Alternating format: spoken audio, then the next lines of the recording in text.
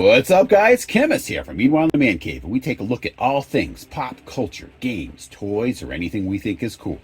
And today we are taking a look at the Todd McFarlane DC Multiverse Batman and Spawn 2-pack. And I believe this is based on the comic released in 1994 by Todd McFarlane and Frank Miller. Frank Miller has stated that the 1994 Spawn Batman story actually takes place in the Dark Knight Returns universe. A story that's actually referenced in the game Mortal Kombat 11 when Raiden states that Spawn reminds him of another Dark Knight, and Spawn ends up saying that the $1 billion Crusader is a friend. So let's take a quick look at the box. A little preview of the figures. Nothing on the side in typical McFarlane fashion, just the title of the characters. And a little artwork on the back, though, of Spawn and the Dark Knight. So let's pop this guy open and take a look. Okay, the inside of the box. Got a little necroplasm in the background on this one, along with a Spawn figure stand, collector's card. Over on the other side, you got the Dark Knight, and just a normal figure stand with a little comic book artwork in the back. Quick overview here. You got a backdrop, the two figures itself, the Sword of Spirit for Spawn, and a Batarang and a couple extra hands for Batman. So let's get these guys out of the plastic and take a look. Okay, starting off here, you've got this backdrop holder here. So one side is just looks like rocks, but if you turn it around and want to use this side, closer look here reveals that it's kind of made up of skulls and stuff. Now, this is made to hold the little backdrop that comes inside the box, which is the Batman Spawn pick. Or if you turn it around, got a series of skulls.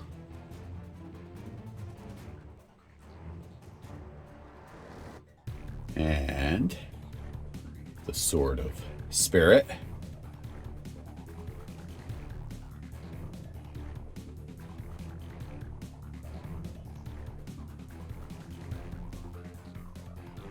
Looks pretty good.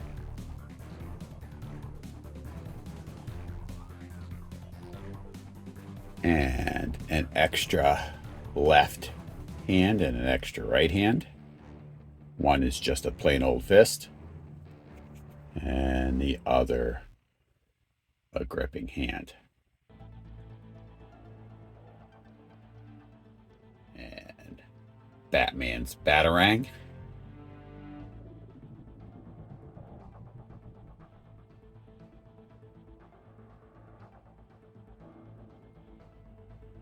And here he is out of the package, the Dark Knight himself.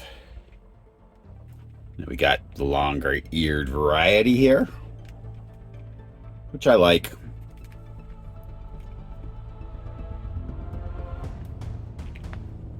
I like the points on the cape, kind of like that look.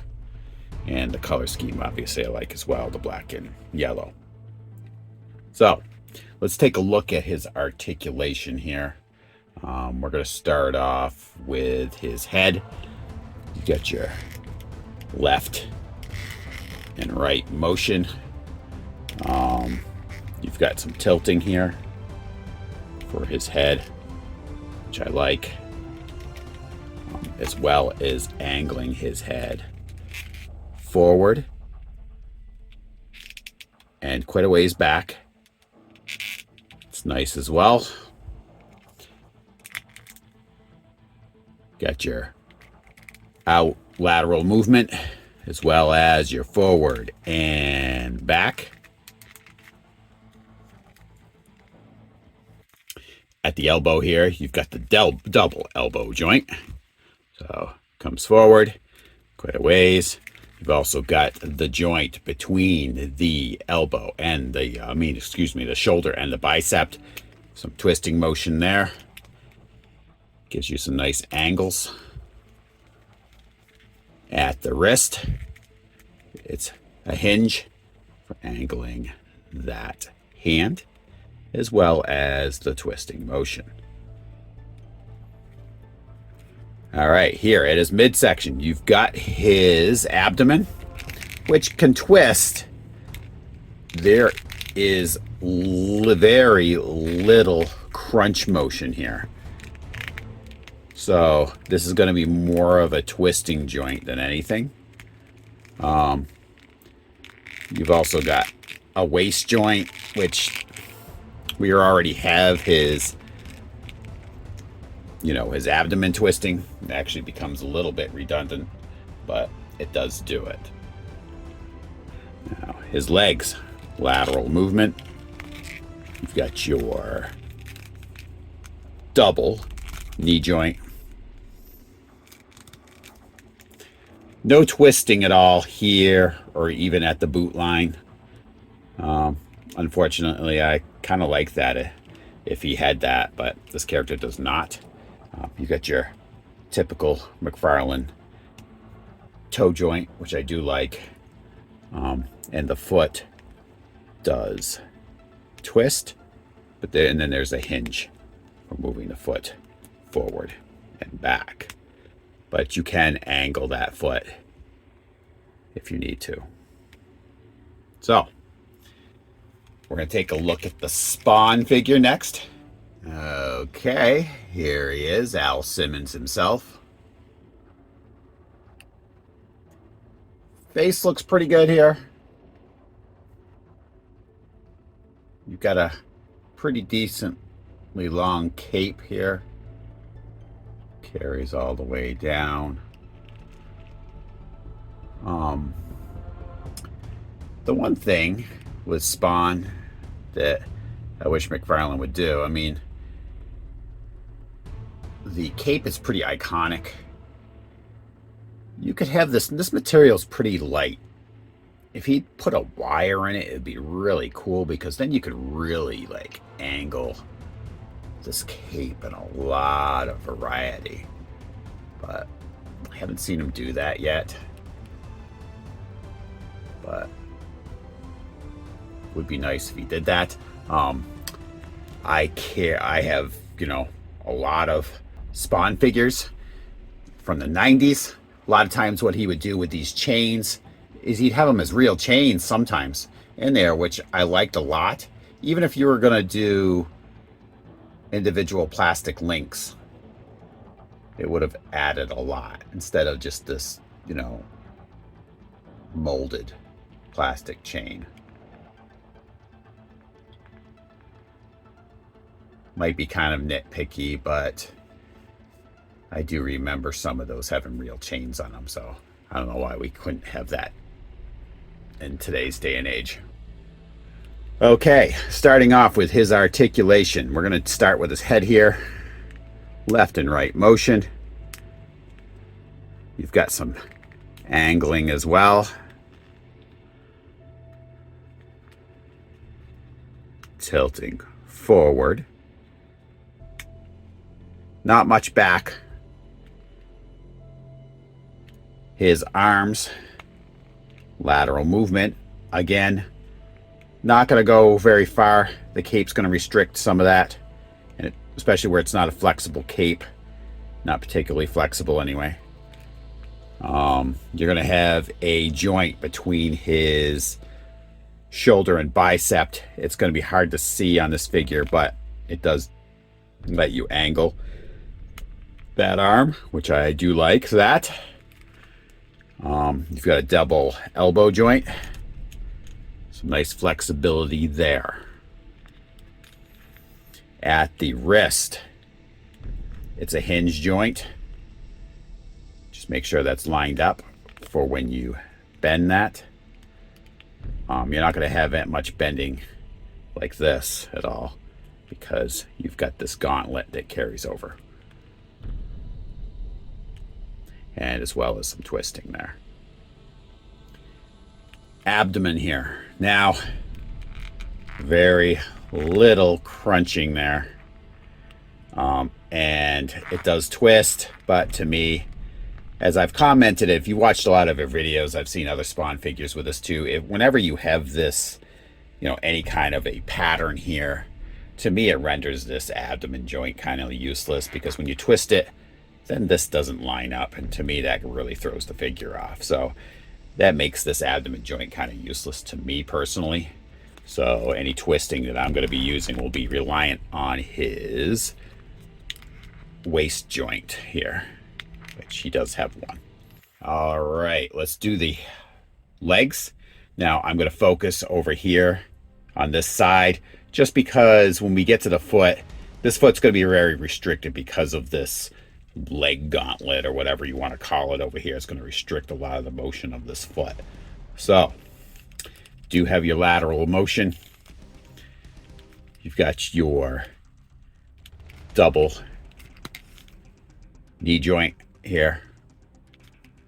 Seems to be functional as with everything. There is no joint at this point for twisting the leg. Kind of missing a little bit here to me. You could actually have a joint here where this joins to do some twisting. It does not. All right, so you don't have any of that. So all your twisting is going to be reliant on the foot twisting down here, kind of like a ball joint. You can angle the foot back and forward, along with a toe joint. Okay. I feel that's something you missed over here too. You could have had a joint right here to twist this whole leg gauntlet around, but you don't really have that. So let's get Batman in Spawn in some poses, and I'm going to tell you what I think. So got him in some poses here. It was rather difficult to find a decent variety of poses with this figure, mainly because the cape is pretty restrictive, and you've got that leg gauntlet that doesn't really move. So a lot of these poses are they're just stand up straight museum style poses. You just can't get a whole lot of dynamic poses with him because of the restrictions with the cape. Overall, I like the design of the character. Well, not the design, but I like the look of the character, I should say. I couldn't twist his abdomen joint again because of that design on his chest and everything on there. So you're restrictive with that as well. Like I said, I still have the same complaints. I would have rather had that chain made up of individual links. Would have looked a little better. Overall, it's a decent figure. I just feel it's very restrictive as far as how you're going to pose it here. Now, I would have wanted him to interact with Batman, but you're not going to get a whole lot of interaction with this, more or less standing back to back or whatever. So, Batman here. I found him even more restrictive as far as posing. Balance was kind of off. The cape kind of threw that balance off, and I don't know, it was kind of a pain in the butt to get him in any really unique poses. The other thing, I would have probably rather had an extra head in there too, for a different look on his face, or even if you just changed the faceplate in there, would have been kind of nice to give him a different look. Yeah, overall the paint's okay and everything on that, but again, very restrictive on his posing. You're just basically getting the stand-up straight poses on there. You can't move his arms and shoulders around a lot because how that cape is designed in there, which was kind of a pain in the butt. And there's going to be one other thing I'm going to show you coming right up here with his posing that was really annoying. So here, let me get you this angle here. Hold on. And the other big negative that I found with this figure is right here. This is what I kept having is this comes right off. If you look right here on this figure, right here where that shoulder bicep joint, it comes out of that joint really easy. Yeah, you can get it to stick back in and all that, but it comes out of that joint extremely easy. And that really shouldn't be. So, bottom line with this figure, or these figures, I should say, I'd have to say with the subpar articulation, mainly dealing with the capes, very limited in what you could do with the articulation, and the subpar construction, particularly on the Batman figure. I'd have to pass on this. There are things I like on the Spawn figure, but overall, that Batman figure is very much lacking, and I think, you know, the arm construction for me really kind of turned me off from this figure. So, anyway, guys, I want to thank you guys all for tuning in, and please tune in every Tuesday at 9 a.m. for a new episode of Meanwhile in the Man Cave. I'll talk to you guys later.